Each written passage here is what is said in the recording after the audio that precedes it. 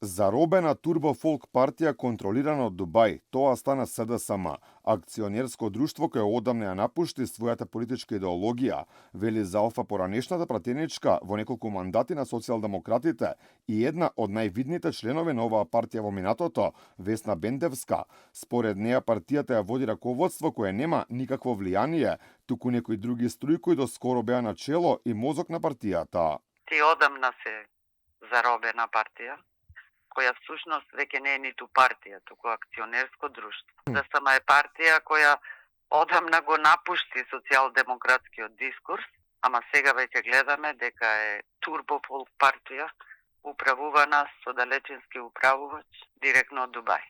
СДСМ избра ново раководство, но според многумина тоа е избор на поранешниот лидер на партијата Зоран Заев. Пратеничката од Знам Бендевска вели дека ваквиот потек покажува дека тие не ја примиле пораката од граѓаните која ја добија на последните избори. Ново раководство, стари политици.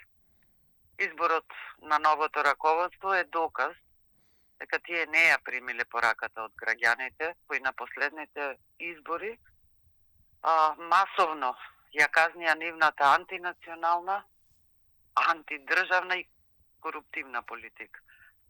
Мислам дека изборот е потврда за отсуство на волја и капацитет да се реформираат суштински. СДСМ во моментов својата кампања главниот темелот на напад кон политичките ривали ВМРО ДПМН и Знам, според Бендевска, така не можат да очекуваат дека нешто ќе добијат. Не можат да очекуваат рейтингот да им расте со напаѓачка реторика кон други автентични, автономни, новосоздадени партии.